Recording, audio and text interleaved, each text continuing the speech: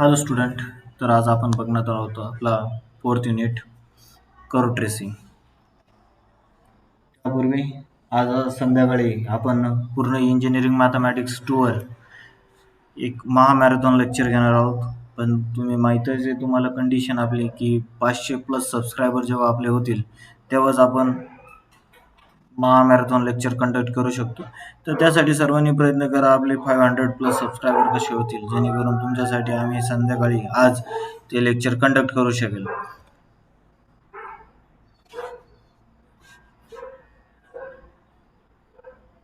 सुरुवात करूया. आपल्याकडे बेसिक कन्सेप्ट ज्याच्यामध्ये तुमच्या सर्व काही जे काही टॉपिक्स आहेत ते सर्व आपण क्लिअर करणार आहोत. नोड्स, कर्व्स वगैरे. त्यानंतर कार्टेशियन कर्व, पॅरामेट्रिक कर्व आणि पोलर कर्व. पोलर कर्वमध्ये रोज कर्व, कार्डियॉइड हे दोन प्रकार बघणार. बेसिक कन्सेप्टमध्ये या ज्या गोष्टी आहे काही कस्प जिथे दोन कर्व्स इंटरसेक्ट होतात त्याला कस्प वगैरे म्हणतो आपण. ट्रेसिंग ऑफ कार्टेशियन कर्व्स आणि त्याचे 4-5 महत्वाचे जे काही रूल आहे ते आपण इथे डिस्कस करणार आहोत. पहिला सिमेट्री, दुसरा point of intersection, third asymptote, fourth point of intersection आणि fifth region of absence. Okay. So सिमेट्रीचे बेसिक्स रूल काही. सिमेट्री अबाउट एक्स ॲक्सिस इथे लिहिलेलं होतं, साईड झालेले. If the power of Y are even, हा जर कन्सेप्ट असेल तर आपण म्हणतो the curve is symmetric about X axis. About y-axis, if all power of x are even, then curve is symmetric about y-axis. For example, x square equals to 4y or something. About both axes, if both powers of x as well as y are even, then the curve is symmetric about both axes. Then, if neither power of x and neither power of y is even, okay, in that case we are going to interchange x by y, and after interchanging x by y, if we get same equation, then we say that this is nothing but the curve symmetric about the line x equals to y, and this is a, for example, example is given to you, x y equals to y. Then after, if we replace x by minus y and y by minus x, and then the equation remains unchanged, in that scenario we say that the curve is symmetric about the line y equals to minus x. And if all the above cases gets filled, then we are going to move to the last condition. Replace x by minus x and y by minus y, and after replacing these values, if equation remains unchanged, in that case we say that the curve is symmetric in opposite quadrants. Means if the a circle is appear here, then the circle will be appear in third quadrant. If the star will appear in fourth quadrant, then star will appear in the second quadrant. This is the nothing but the symmetry. That point of intersection, for that purpose, firstly we put the x equals to 0, then y equals to 0. If we get the both values are 0, then we say that the curve is passing through origin. If any another point we get, then we are going to find the tangent for that point. Okay, so tangent which is a parallel to y-axis, if dy by dx equals to 0, then tangent is parallel to x-axis. If dy by dx equals to infinity, at that point, then we say that tangent is parallel to y-axis. Next two condition not much more important for us, but these two conditions, okay, dy by dx and if equals to 0, then tangent is parallel to x-axis, and dy by dx equals to minus infinity, then tangent is parallel to y-axis. Then asymptote is the tangent. Actually we say that this is a tangent uh, at which the curve touches the tangent at infinity. Okay, at infinity means this is going to be parallel to the asymptote. Okay, so if x equals to a and y equals to infinity, then the curve, the asymptote is vertical asymptote, means the parallel to y axis and passing through that point. There, for example, if this is x axis and if this is a y axis, and if you get the a point of intersection here, okay, this is a point of intersection, and for that purpose, whenever we are going to find point of intersection, if we find the value is nothing but the a0, which means that this is the point, and now we have to find the asymptote for that line. And if for that purpose, if x equals to a, the y equals to infinity, in that scenario we say that the curve is symmetry, sorry, the line, the asymptote is parallel to y axis, okay. And for that purpose we are just utilizing this method: coefficient of highest power of x equals to 0 and coefficient of y highest power of y equals to 0 to find the vertical asymptote, means parallel to y axis. y axis ला parallel असणारी जर असिम्प्टोट आपल्याला शोधायची असेल तर आपण coefficient of highest power बघतो, okay. आणि इकडे पॉइंट ऑफ इंटरसेक्शन मध्ये जर आपला पॉइंट 0 0 येत असेल तर आपण इथे म्हणतो lowest equating lowest degree term to 0, lowest degree term, okay, equating lowest degree term to 0. ते पण बघू आपण काही एक्झाम्पल मध्ये, पुढे भरपूर एक्झाम्पल मध्ये equating lowest degree term to 0, okay. Asymptote साठी महत्वाची कंडिशन ह्या दोन आहे, ओके.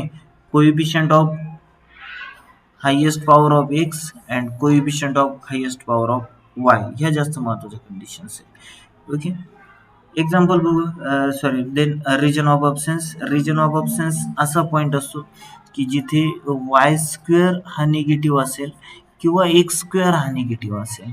कारण त्याच्या मागची हिडन कन्सेप्ट अशी असते की जर आपण यांचं स्क्वेअर रूट घेतलं तर एक्सचं स्क्वेअर रूट म्हणजे निगेटिव्ह नंबरचं ही इमेजनरी येईल.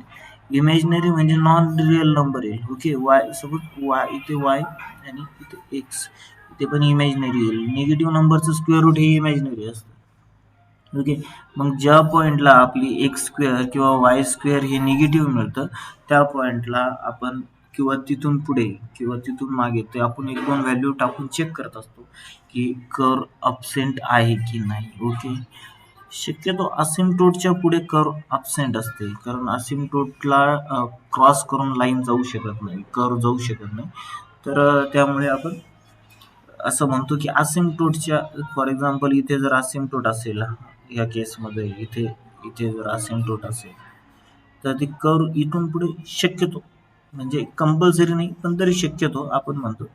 काही केसेस आहेत की ज्याच्यामध्ये असिम्प्टोटच्या नंतर पुन्हा कर्व ॲपियर होते, असं नाही की दिस इज अ कंपल्सरी रूल, पण एक अजम्पशन की आपण म्हणू शकतो की लॉजिकली की त्याच्या पुढे राहत नाही, असं कंपल्सरी नाही. भरपूर केसेस आहेत की ज्याच्यामध्ये असिम्प्टोटच्या नंतर पुन्हा कर्व ॲपियर होते, पण एक जनरलाइज जर म्हणायचं झालं तर आपण म्हणू शकतो. स्टेप्स काय काय असतील आपल्या, सिमेट्री बघायची, point of intersection, asymptote, region of absence and then draw the curve. पहिलंच एक्झाम्पल घेऊया. समोर आहे Y square equals to X square 1 minus X. इथे जर बघितलं तर एक्सचा पॉवर तुम्हाला 2 दिसेल, पण इथे इथे एक्सचा पॉवर 1 आहे, त्यामुळे आपण म्हणू शकत नाही की एक्सचे पॉवर इव्हन आहे, ओके. एक्सचा पॉवर, आपण ऑल पॉवर्स बद्दल बोलतो. In the equation if all power of X are even then the curve is symmetric about Y axis. मग आता ह्या केसमध्ये नाहीये तर सिमेट्री अबाउट वाय ऍक्सिस नाही, पण वायचं जर बघितलं तर वायचा पॉवर हा मात्र इव्हन आहे, okay. Then we say that the all powers of y are even, the curve is symmetric about x axis. Next, point of intersection. For that purpose firstly put the y equals to 0 आणि y equals to 0 put केल्यानंतर आपल्याला equation solve जर केलं तर ते equation मिळतं X square into 1 minus X equals to 0. Solve केल्यानंतर X equals to 0 आणि एक्स इक्वल्स टू 1 मिळतो, म्हणजे आपल्याला 2 पॉईंट ऑफ इंटरसेक्शन मिळतोय, ओके. 0 0 1 0. न्यूटन्स मेथडने आपण जर सॉल्व केलं ओके, 0 साठी तुम्ही directly equating lowest degree term of that equation okay to the zero आणि इक्वेटिंग पूर्णच्या पूर्ण जर इक्वेशन आपण एक्सपांड केलं तर हे इक्वेशन ह्या फॉर्ममध्ये होईल Y square equals to X square minus X cube. मग इक्वेटिंग लोवेस्ट डिग्री टर्म जर म्हणायचं झालं तर Y square equals to X square. हे जर सॉल्व्ह केलं तर आपल्याला मिळतं एक्स इक्वल्स टू प्लस और मायनस वाय. म्हणजे आपल्याला दोन टँजंट मिळतात येथे, एक एक्स इक्वल्स टू वाय आणि एक X equals to minus Y. आणि टँजंट ॲट दॅट पॉईंट म्हणजे 1 साठी फाइंड करायचे असेल तर मग मात्र आपल्याला डीवाय बाय डी एक्सची मेथड अप्लाय करावं लागेल. आणि डी वाय बाय डी एक्सची मेथड अप्लाय करून आपल्याला टँजंट मिळतंय ॲट पॉईंट 10. ओके, इथे आपण बघितले tangent at origin equating lowest degree term to 0 Newton method आहे. ओके, इक्वेटिंग लोवेस्ट डिग्री टर्मच्या काही पूर्ण इक्वेशनमध्ये लोवेस्ट डिग्री टर्म असतील तर सर्वच्या सर्व आपण इक्वेट करून ती टँजंट फाइंड करू शकतो. पण टँजंट ॲट दॅट पॉईंट जर फाइंड करायचं असेल तर मग मात्र आपल्याला D Y by D x find करावा लागतो. आणि D Y by D x जर तुम्ही फाइंड केला तर मात्र तिथे आन्सर येतं इन्फिनिटी. आणि इन्फिनिटीचा अर्थ होतो की टँजंट त्या पॉईंटमधून पास होते, टँजंट त्या पॉईंटमधून पास होते आणि पॅरलल असेल to the Y axis. Then next asymptote. असिम्प्टोटसाठी आपण म्हणतो की coefficient of highest degree term. आणि इथे coefficient of highest degree term हा तुम्हाला -1 मिळतोय आणि आपण म्हणतो equate the coefficient of highest degree term to 0. Actually this is not possible. -1 is not equals to 0, so that there is no asymptote in that case. For region of absence आपल्याला already equation Y स्क्वेअरच्या फॉर्ममध्ये म्हणून आपल्याला convert करण्याची तशी गरज नाही. X square equals to 1 minus X. आणि लॉजिकली कोणीही सांगू शकतं की 1 पेक्षा लेस जर व्हॅल्यू टाकली तर इथे हा ब्रॅकेट पॉझिटिव्ह मिळेल. एक्स स्क्वेअर तर ऑलवेज पॉझिटिव्हच असणार आहे, स्क्वेअर येतो तो पॉझिटिव्ह असेलच. ओके, आणि ही व्हॅल्यू जर 1 पेक्षा लेस असेल तर ही पण पॉझिटिव्ह होईल. पॉझिटिव्ह इंटू पॉझिटिव्ह पॉझिटिव्ह येईल. पण जेव्हा जेव्हा ही व्हॅल्यू निगेटिव्ह येईल तेव्हा मात्र पॉझिटिव्ह इंटू निगेटिव्ह हे निगेटिव्ह बनेल. आणि हे केव्हा केव्हा पॉसिबल होईल, जेव्हा एक्सची व्हॅल्यू ग्रेटर दॅन 1 असेल.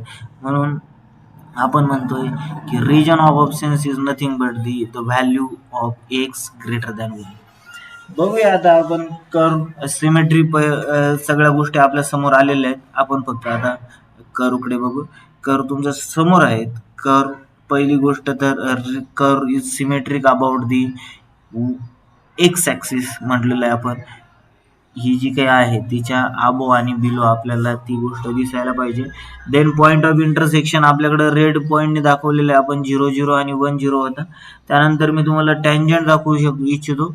टँजंट असेल आपली एक एक्स इक्वल्स टू वाय आणि दुसरी टँजंट असेल आपली X equals to minus Y. Okay, या टँजंट बरोबर, टँजंटला पास करून जात नाही. त्यानंतर असिम्प्टोट असेल आपली असिम्प्टोट ही आपली सॉरी असिम्प्टोट तर नाहीच आहे. Okay, tangent at that point 10 ला आपण म्हटलेलो tangent at 10.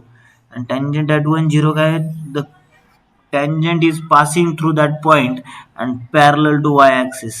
This one tangent is parallel to y-axis and passing through that point 10. आणि मग जेव्हा आपण कर्वचं नेचर ड्रॉ करतोय तर आपल्या लक्षात येईल की कर्व पॉइंट ऑफ इंटरसेक्शन पासून स्टार्ट केली आपण. Okay, next point of intersection कडे अट्रॅक्ट झाली आणि त्यानंतर टँजंट पासून ती लाईन दूर जाते. ओके, नेक्स्ट सिमिलरली जसं सिमेट्री असल्यामुळे जशी काही तुम्ही लाईन खालून ड्रॉ करताय तसेच सेम वरून पण ड्रॉ झाली पाहिजे. आणि this is the tangent for the curve for the equation given equation. Okay, next example X Y square equals to a square a minus x. Now again we are going to observe this equation. We are observing x has a power 1 which is odd, but y square y has a power 2 which is a even. Therefore curve is symmetric about x axis. Now we are going to find the point of intersection. For that purpose we are putting the value of y as a 0, and after putting y as a 0 we get the value of x as a.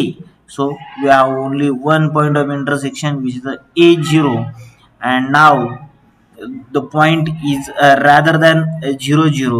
So we have to find the tangent which is parallel to y-axis or parallel to x-axis, and for that purpose we are calculating the value of dy by dx, and in that case dy by dx equals to infinity. So tangent is passing through the point a0 and parallel to y-axis. Tangent. Now asymptote, for asymptote we are having the coefficient of highest degree term, and here in that case the highest degree term is y square. Okay, y square चा power highest and y square चा coefficient काय तर x, therefore x equals to 0. X equals to 0 means y axis, y-axis. Therefore, y-axis is the asymptote in that case. Now, region of abscess, for that purpose, firstly convert this equation into the one form.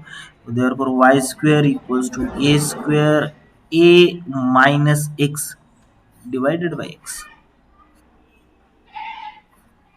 आणि जेव्हा जेव्हा x ची value greater than a येईल, ठीक आहे, x ची value greater than a येईल, तेव्हा तेव्हा ही व्हॅल्यू निगेटिव्ह होईल, आणि negative divided by positive is always negative, म्हणून आपण म्हणू शकतो की एक्स ची व्हॅल्यू ग्रेटर दॅन ए जेव्हा जेव्हा येईल तेव्हा वाय स्क्वेअर निगेटिव्ह बनेल.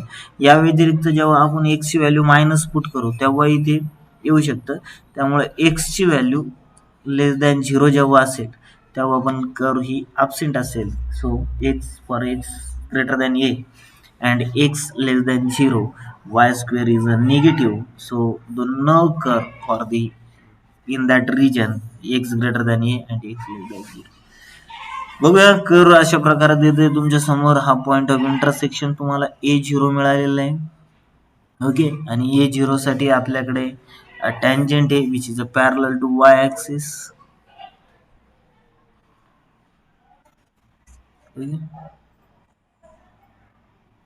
देन असिम्प्टोटकडे कर्व खेचल्या जाते, तिकडे ओढल्या गेली पाहिजे कर्व, आणि मग कर्व ड्रॉ करू.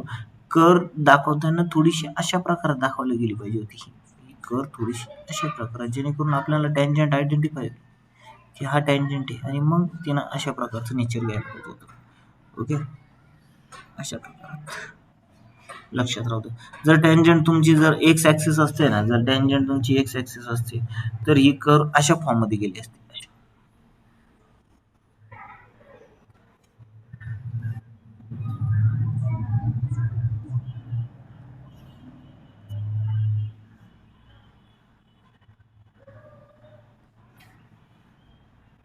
इकडं अशा प्रकारे. ओके, सो नेक्स्ट एक्झाम्पल बघूया.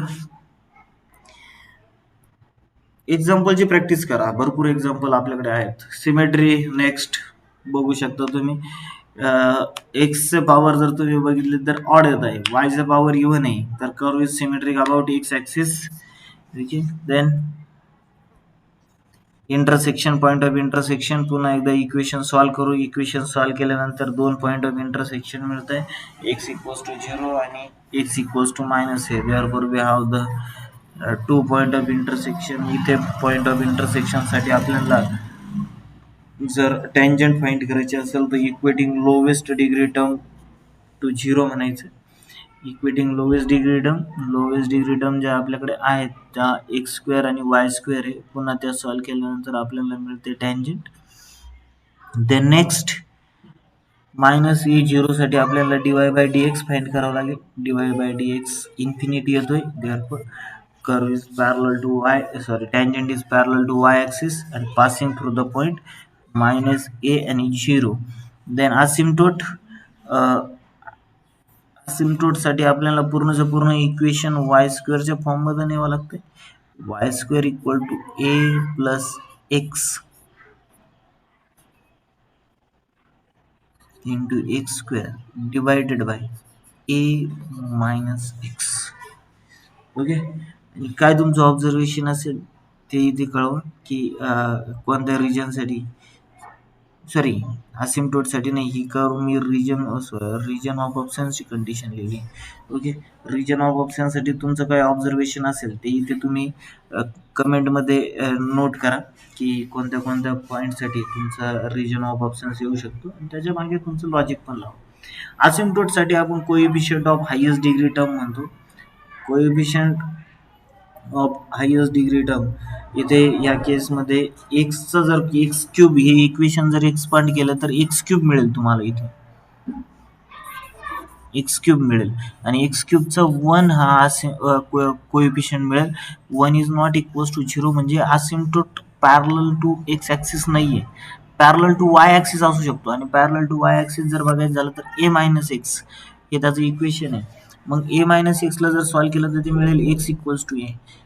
एक्स इक्वल्स टू ए ह्या पॉईंटमधून जाणारी आणि पॅरलल टू वाय ॲक्सिस असेल, कारण वाय स्क्वेअरचा वायचा कोएफिशियंट बघतो आपण, म्हणून ती पॅरलल टू वाय ॲक्सिस आणि एक्स इक्वल्स टू ए मधनं जाणारी ही असेल तुमची असिम्प्टोट. आता इक्वेशन बघूया आणि एक कर्व बघूया. ही तुमची सर्वात पहिले तर पॉईंट ऑफ इंटरसेक्शन आपण ड्रॉ करून घेतला. इथे एक पॉईंट ऑफ इंटरसेक्शन, इथे एक पॉईंट ऑफ इंटरसेक्शन. ओके, या पॉईंट ऑफ इंटरसेक्शनसाठी तुमची ही टँजंट आहे आणि इकडे तुमच्या point of intersection x equals sorry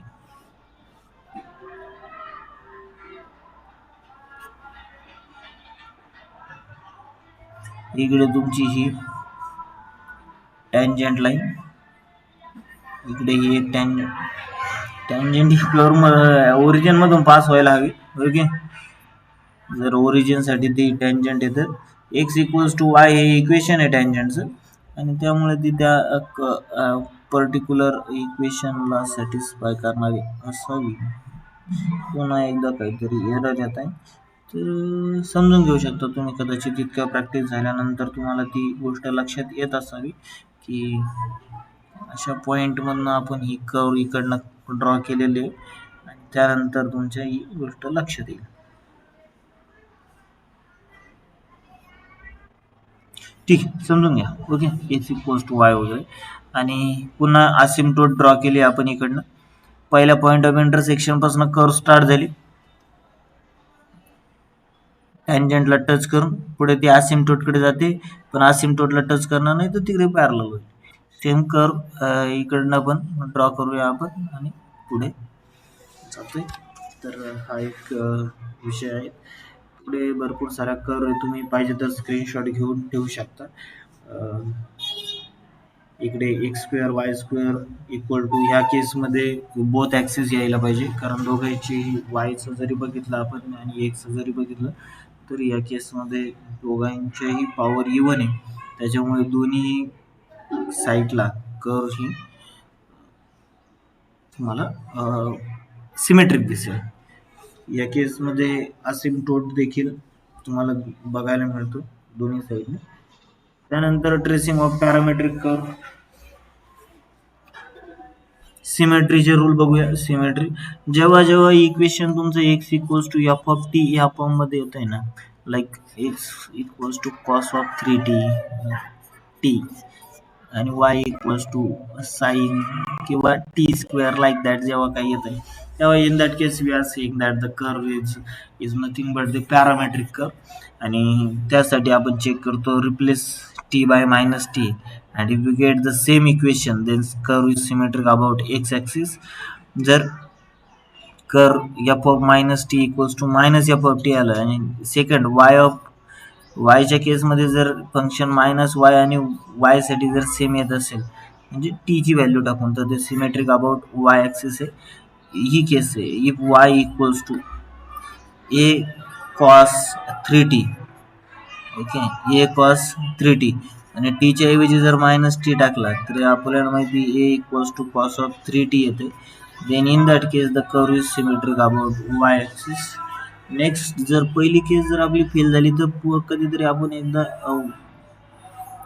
Y ॲक्सिससाठी पण चेक करावं लागतं. देन टेबल ड्रॉ करत असतो आपण. सगळ्यात महत्त्वाचं एक्स वाय आणि D Y by D X साठीचं टेबल, पूर्ण पॅरामेट्रिक कर्व ह्या टेबलवर बसलेली. एकदा टेबल जमलं की पूर्णच्या पूर्ण आपल्याला कर्व जमते, हे सर्वांना माहिती. तर बघूया, एक्झाम्पल बघूया. x equals to T sine T, y equals to A one minus cos T. अगदी बघितलं सांगू शकतो आपण का curve is symmetric about Y axis आहे. ओके, कारण एक्स ऑड फंक्शन आहे, त्यामध्ये जर आपण पुट केलं X equals to T minus pi minus T put करायला पाहिजे खरं तर एक्स इक्वल्स टू, कारण एक्सची केस फेल झाल्यानंतर चेक करायला पाहिजे की पाय मायनस टीची केस फेल होते की पास होते. पण जेव्हा साइन टी फक्त एकटा येतो, X equals to A sine T वगैरे, त्या केसमध्ये पाय मायनस टीची केस ही नक्कीच सक्सेस होते, तेव्हा ती केस बघायला पाहिजे. पण ह्या केसमध्ये टी हा सोडून आलेला आहे साइन टीला, त्यामुळे ही केस फेल होणार आहे, त्यामुळे आपण इथे चेक नाही केली. ओके, तर पहिली गोष्ट येते सिमेट्री चेक करायला पाहिजे. आणि वन मायनस कॉस टी आलेलं आहे, हे जर equation A equals to A T minus cos T जरी असतं तरी ही सिमेट्री आली नसती, ही केस फेल झाली असती. त्यामुळे इथे वन मायनस कॉस टी आहे, टीच्या ऐवजी आपण मायनस टी पुट केल्यानंतर आपल्याला cos of minus t cos t मिळतोय. Y equals to A one minus cos t, symmetry about Y axis. Then d Y by D x find करू आपण. Particular त्या पॉईंटला आपण ती ग्राफमध्येच ड्रॉ करत असतो, त्या टेबलमध्येच फाइंड करत असतो. त्यामुळे आता एकदा टेबलकडे बघूया, टेबलकडे लक्ष द्या. T equals to zero put करूया.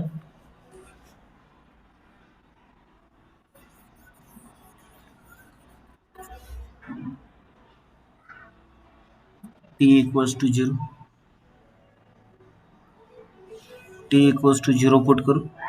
आणि पहिल्या इक्वेशनमध्ये जर t equals to zero put केलं तर as you know sine zero is zero, आणि therefore x equals to zero minus zero into a, this will be zero. वायमध्ये पण cos zero one one minus one zero, पहिला point मिळतोय zero zero. For point पायसाठी आपल्याला मिळतो ए पाय. Okay, कारण साइन पायची व्हॅल्यू झिरो, आणि टीच्या ऐवजी पाय पुट करतो x equals to A pi minus zero, therefore this is A pi. Minus pi put केल्यानंतर देखील X equals to minus A pi. आपण फक्त पाय मायनस पाय आणि टू पायसाठी चेक करतो, तर त्यानंतरच्या व्हॅल्यू रिपीटेड होतात. ओके, नेक्स्ट वाय साठी चेक करू. Cos pi minus one one minus minus one two a, त्याच्यामुळे ही व्हॅल्यू टू ए बनते. ए pi two A minus A pi two ए आणि टू ए पाय झिरो, असे आपले पॉईंट मिळत आहे. त्यासाठी आपण d Y by D x सुद्धा फाइंड करून घेतो. At that point d Y by d एक्सचे कंडिशन दिलेले आहे तुम्हाला, d Y by D x find करून घेतो आपण. D Y by D x find करून घ्या. D Y by D x साठी आपण d Y by d t divided by D x by d t करत असतो, आणि त्यावरनं आपल्याला जे काही मिळत आहे, आपल्याला झिरो झिरोसाठी इन्फिनिटी म्हणतोय, म्हणजे आपली टँजंट जी असेल ही कर्व इथे बघूया आपण. हा ओरिजिन. ओके, आणि ह्याच ओरिजिन जो आहे हा तुमच्यासाठी टँजंट आहे, त्यामुळे कर्व इथून स्टार्ट झाली. नेक्स्ट पॉइंट मिळतोय तुम्हाला फॉर पाय, दिस इज अ 2a. फॉर 2 पाय झिरो मिळतो आपल्याला वाय ॲक्सिस. ओके, वाय ॲक्सिसला झिरो मिळतोय आणि इकडे 2a पाय मिळतोय.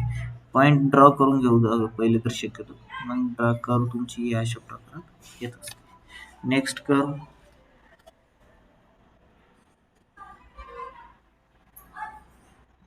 ही येते. ओके, पुन्हा एकदा टी साइन टी नाही येऊ शकत, वन प्लस कॉस टी 100% हे इव्हन फंक्शन आहे. Okay, D Y by D x find करायचं आहे, टेबल ड्रॉ करायचं आहे, तुम्ही पाहिजे तर स्क्रीनशॉट घेऊ शकता. आणि हे अशा प्रकारात येत आहे. X equals to A cos T, Y equals to A sine T. This is nothing but the equation of circle. Point draw करून आपल्याला कर्व मिळते. टँजंट मिळतं इकडे आपल्याला त्या पॉईंटला त्या प्रकारे ड्रॉ करावं लागतं. ॲस्ट्रॉइडचं एक्झाम्पल तुम्हाला अगोदरच सांगितलं, हे x cube x raise to 2/3 plus y raise to 2/3 असे फॉर्ममध्ये असतं equation. X raise to 2/3 plus y raise to 2/3 equals to a raise to 2/3 आणि इथे सबस्टिट्यूट करावं लागतं. X equals to A cos cube t आणि Y equals to A sine cube t आणि ते सबस्टिट्यूशन केल्यानंतर आपल्याला जे काही पुढच्या कंडिशन आहे ते सॉल्व्ह करून आपल्याला ॲस्ट्रॉइड मिळतो. ही ॲस्ट्रॉइडची specific condition. Then next polar कर्वच्या सिमेट्रीज बघूया. Symmetry replace theta by minus theta. जर इक्वेशन फंक्शन तसंच राहिलं तर आपण ते म्हणतो symmetric about the line, initial line. जर theta is replace by pi minus theta जर केला आणि तेव्हा इक्वेशन जर तसं राहिलं तर आपण म्हणतो एक curve is symmetric about the vertical line. Then symmetry about pole replace r by minus r. ही केस तशी चेक करायची गरज पडत नाही. देन टँजंट ॲट पोल चेक करतो आपण. टॅन फाय ही कंडिशन जास्त महत्त्वाची. Tan phi equals to R D theta by D r. Okay. आणि त्यानंतर टेबल ऑफ व्हॅल्यूज फाइंड करतो आपण. एक्झाम्पल दिलं equation r equals to a 1 plus cos theta. Here replace theta by minus theta आणि theta by minus theta replace करून आपल्याला मिळते की इक्वेशन तसंच राहिलं म्हणून curve is symmetric about the initial line. Okay. अशा प्रकारात कर्व आपण सध्या बघूया. तर पोलर कर्व ही कधी पण डिग्रीमध्ये असते. ओके. एक्स किंवा वाय नसतो त्याच्यामुळे त्याला पूर्ण कंप्लीट सर्कलने दाखवतोय आपण. Then tan phi equals to minus cot theta by 2. ही सॉल्व करावं लागतं. Tan theta equals to R D theta by D R. R D theta by D R. पण ॲक्च्युली आपण D R by D theta पाहून घेतो. D R by D theta find करतो आणि त्याचा रेसिप्रोकल इथे लिहितो आणि जेव्हा ते सॉल्व केलं तेव्हा आपल्याला मिळतं tan phi equals to minus cot theta by 2. आपण एक दोन व्हॅल्यू चेक करतो. एकदा झिरोसाठी चेक करूया आणि एकदा फक्त पाय बाय 2 साठी चेक करूया. झिरोसाठी चेक केल्यानंतर पायसाठी चेक करा. झिरोसाठी चेक केल्यानंतर त्याच्या अपोजिटला चेक करा पायसाठी. ओके. पाय बाय 2 वगैरे जर चेक केलं तर ते थोडंसं कॉम्प्लेक्स होतं. पायची व्हॅल्यू मायनस पाय बाय 4 येते. कॉम्प्लेक्स येते. ओके. आणि इथे आपण कर्व बघूया आता. ओरिजिनला 0 बघायचं. 0ला कुठे आहे तर पाय बाय 2 आहे. Okay. Pi by 2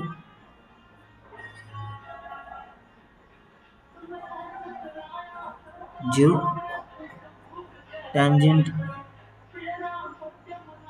perpendicular to radius vector. Okay.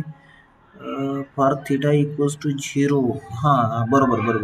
For theta equals to 0 इकडे. आता खरं तर आपण पायसाठी चेक करायला पाहिजे होतं. पायसाठी आपल्याला 0 मिळालं असतं. पायसाठी चेक करूया पायसाठी. Tan phi equals to R D theta by D r which is nothing but the minus cot theta by 2 आणि cot theta by 2 cot minus cot pi by 2 होईल.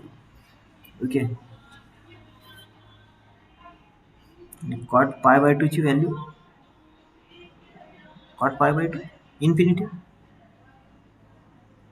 Therefore phi equals to pi. हा इकडे बघा तुमचा phi मिळतो तुम्हाला. Phi equals to. Okay. and therefore the curve is starting from this point and this will be like that. Similarly तुमच्याकडे r equals to a1 minus sin theta ची पण एक कर्व. रोज कर्व इथे थोडस मिस्टेक झालेत. इकडनं पण रोज कर्वची आपली कंडिशन आहे अशा प्रकारे असायला पाहिजे. Rose curve as this is a cos theta therefore the function is symmetric about the initial line. पहिल्याच लाईनला सिमेट्रिक असेल. देन आज जर इवन नंबर असेल then the loops are 2 times of that number, therefore 4 loops, and draw the loops consecutively एकमेकाच्या शेजारी लगेच काढून घ्यायच्या. Okay. Divide each quadrant into the 2 parts. हे बघा तुम्ही बघू शकता इथे आपण इच क्वाड्रंट आपण 2 पार्ट्स मध्ये डिवाइड केलेलाच आहे. तसं आहे each quadrant divided into 2 parts. Okay. and therefore draw the loops consecutively.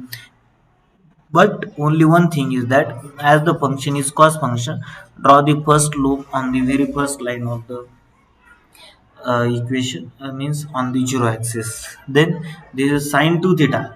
Sine 2 theta means there must be a four loops in that equation. As this is a sine function, we are going to draw the first loop on the pi by 2n line. Okay, so this is the first loop which is on the pi by 4. Then we have to draw the two more loops. These two loops are necessary. Okay, these are the two loops. This is the curve which we required in that case. Okay, here some examples are given. For r equals to a cos 2 theta, for r equals to a cos 2 theta, this must be here. For r equals to a sin 2 theta, this will be a function.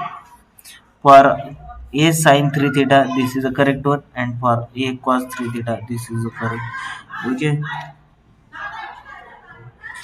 and these are the some key formulas here. We will conduct a lecture, Maha Marathon lecture of Engineering Mathematics 2 in deeply with some clear concepts. So, for that purpose, our target is that 500 plus subscribers.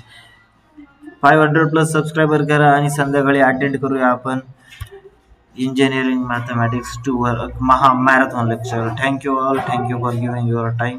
Thank you.